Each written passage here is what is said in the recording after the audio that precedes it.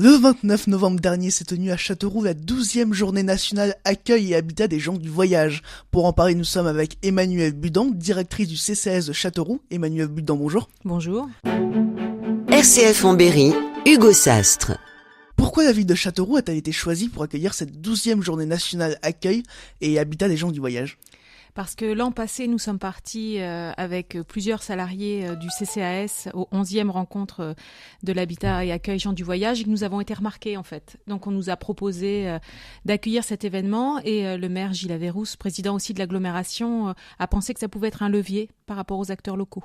Alors finalement, quel bilan est-ce que vous avez tiré de cette journée ? On a été beaucoup félicités en fait pour les actions qu'on mettait en place localement, donc c'est toujours gratifiant. C'est vrai que ça a permis à certains collègues et élus de découvrir aussi ce qui pouvait être fait sur d'autres territoires et de voir aussi des enjeux nationaux qui nous dépassent, par exemple par rapport au grand passage. C'est vrai aussi qu'on rencontre des administrateurs au plus haut niveau de l'État et qu'on pense que du coup notre territoire pourra être sans doute davantage soutenu sur cet axe-là.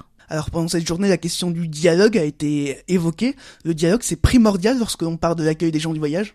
Ah oui, c'est la condition de réussite. Vraiment d'arriver à établir une relation respectueuse pour, en tout cas nous, les gens du voyage que l'on côtoie au quotidien, aussi de confiance. Dans l'agglomération de Châteauroux, combien de familles de gens du voyage sont accueillies ? On a calculé, nous, qu'il y avait 129 ménages qui correspondaient à 4 grands de familles. Sur ces 129 ménages que nous on a identifiés, il y en a une centaine qui a besoin d'un logement. Parmi ces personnes-là, il y en a qui sont attachées à la résidence caravane. Et puis pour d'autres, là, il y a déjà 38 familles qui ont pu accéder à du logement via les bailleurs, en particulier l'OPAC, y compris pour certains d'entre eux sur un habitat mixte, c'est-à-dire ce que l'on appelle donc un PLAI adapté gens du voyage, avec la possibilité de garer leur caravane à proximité. Cette sédentarisation des gens du voyage, on la retrouve également à Tenay, où leur intégration là-bas est également positive.